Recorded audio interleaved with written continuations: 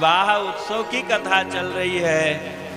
भगवान ने भी विवाह किया और बहुत धूमधाम के साथ में प्रभु ने विवाह किया है। आज बारात एक दिन पहले पहुंच गई। लगन के एक दिन पहले पहुंच गई जनकपुर में बारात अयोध्या से। गोस्वामी जी ने लिखा है, प्रथम बारात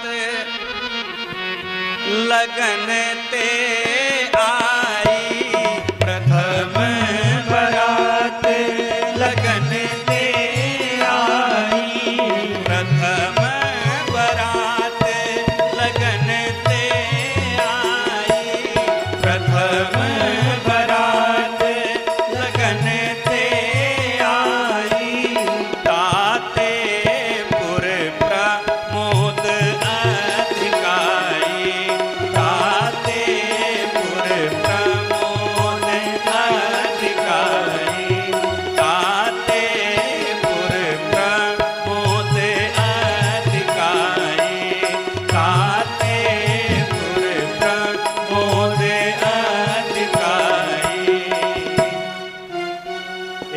पहले बारात पहुंच गई। जनकपुर वासी महाराज जनक जी महाराज के साथ में बारात का स्वागत सम्मान करने के लिए खड़े हैं। महाराज जनक और महाराज दशरथ हृदय से लगे। क्यों? ये कौन है? महाराज जनक और महाराज दशरथ अब समधि बन गए। क्या बन गए? समधि। समधि और समधिन दो शब्द है ना, एक है समधि और एक है समधिन।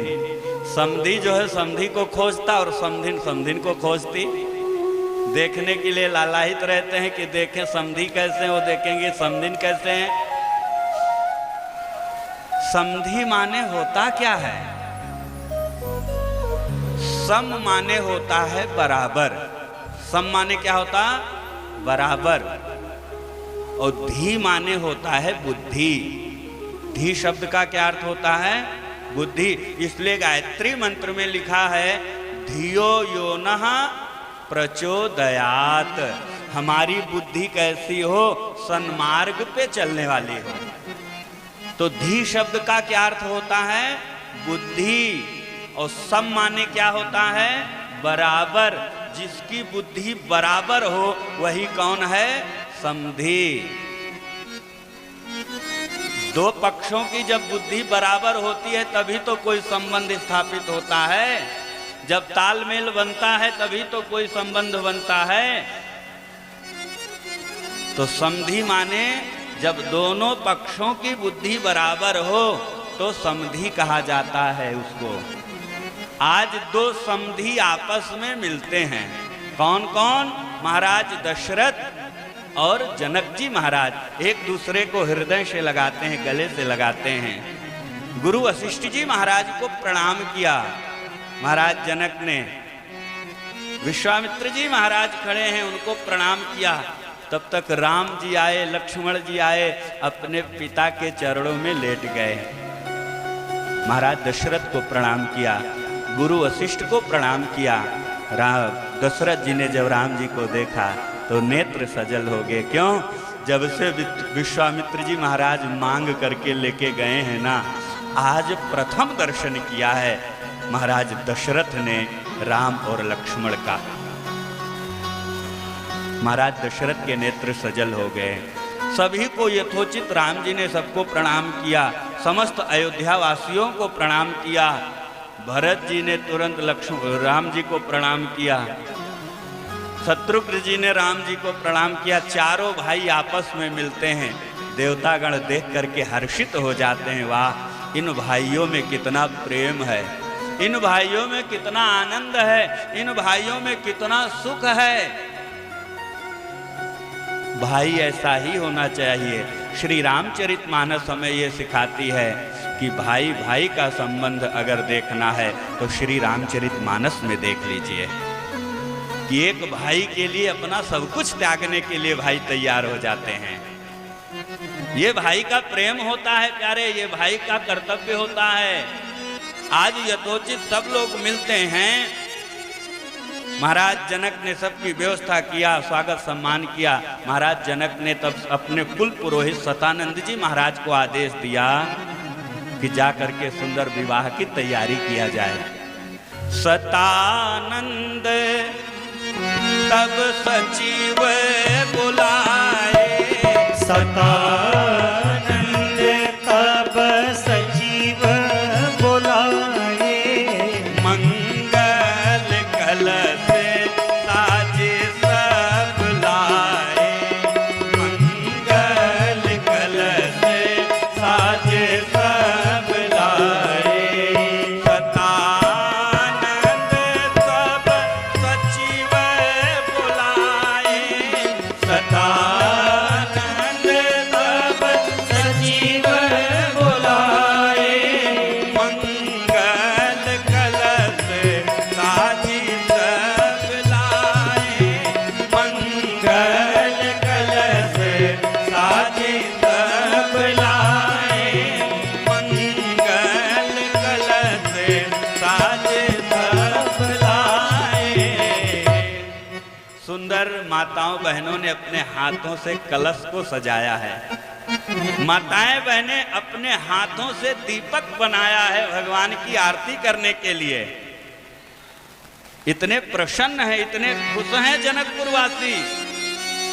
महाराज भगवान शंकर अपने 15 नेत्रों से दर्शन कर रहे हैं। भगवान शंकर के कितने नेत्र हैं? 15 नेत्र हैं।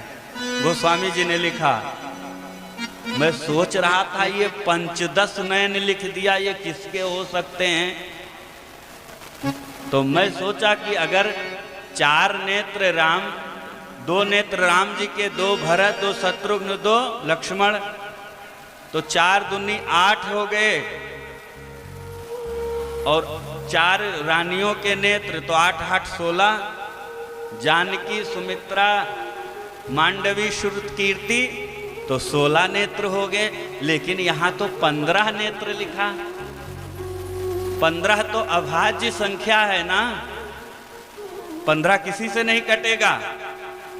और यहाँ 15 नेत्र लिखा, तब दिमाग में आया ये तो भगवान शंकर प्रकट हो गए। भगवान पंचमुख, भगवान शंकर के कितने मुख हैं? 5, और प्रत्येक मुख में कितने नेत्र हैं? 3। 2 नेत्र ये और तीसरा नेत्र मस्तक पर आपने देखा होगा। तो 5 को यदि 3 से गुणा करेंगे तो कितना आएगा? 15 आएगा। आज भगवान शंकर अपने 15 नेत्रों से दर्शन कर रहे हैं जनकपुर वासियों का। अपने 15 नेत्रों से दर्शन कर रहे हैं राम, लक्ष्मण, भरत और शत्रुघ्न का। और फिर भी वो नेत्र लालाहित हैं। भगवान शंकर सोच रहे हैं कि शायद हमारे नेत्र और अधिक हो जाते तो मैं और दर्शन करता। 15 नेत्रों से मन भर नहीं रहा है दर्शन करके। गोस्वामी जी ने क्या लिखा? शंकर राम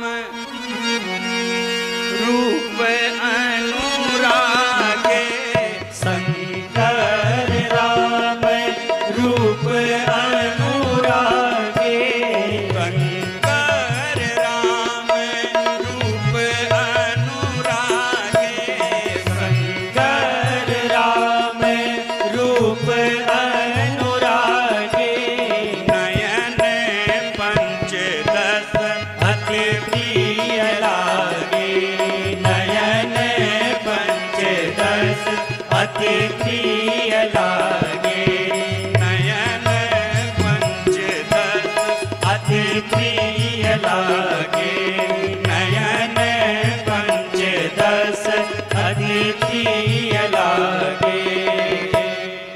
नयन पंचदश अति प्रिय लागे। आज अपने सौभाग्य की सराहना करने लगे। मैं बड़ा भाग्यशाली हूँ जो मेरे 15 नेत्र हैं। सब लोग 2 नेत्रों से राघव का दर्शन कर रहे हैं, मैं तो अपने 15 नेत्रों से भगवान का दर्शन कर रहा हूँ। मैं कितना बड़ा सौभाग्यशाली हूँ। भगवान का दर्शन करना चाहिए। जो व्यक्ति अपने नेत्रों से भगवान का दर्शन नहीं करता तो उसके नेत्र कैसे हैं? मोर का पंख देखे हैं कि नहीं? देखे होंगे ना? उसमें नेत्र बने होते हैं, आंखें बनी होती हैं मोर के पंख में, लेकिन उन आंखों से दिखाई नहीं देता। मोर के पंख में जो नेत्र हैं, उस नेत्र को दिखाई देता है? दिखाई नहीं देता। नेत्र तो है मोर के पंख में, लेकिन उस पंख को दिखाई नहीं देता। वह व्यक्ति उसी के समान है, लोचन मोर पंख कर लेखा।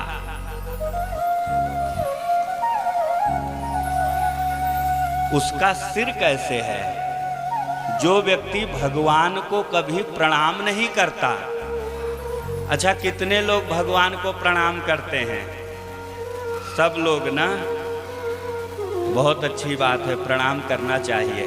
और जो व्यक्ति भगवान के सामने अपने सिर को नहीं झुकाता, तो जानते हो उसका सिर कैसे है? खोपड़ी कहते ना इसको, कोई सिर कहता, कोई खोपड़ी कहता। खोपड़ी माने जानते हो क्या होता? संसार की वस्तु जहां खो गई हो और पड़ी हो, इससे कभी डिलीट नहीं होता। मोबाइल पे डिलीट हो जाएगा, लैपटॉप से डिलीट हो जाएगा, लेकिन आप ध्यान लगाएंगे ना तो सारी बातें याद आने लगती हैं। तो इसी को कहा खोपड़ी, जहां पर खोई हुई वस्तु पड़ी रहे, जो कभी जाए ना, इसीलिए उसका नाम खोपड़ी। उसका सिर कैसे है? जो भगवान के सामने जो सिर झुकता नहीं, वो सिर कैसे है? लौकी जानते हैं ना? साग बनाया जाता, सब्जी बनाई जाती जिसका, लेकिन ध्यान रखना माताएं बहनें किस लौकी का साग बनाती, सब्जी बनाती? जो लौकी कड़वी ना हो।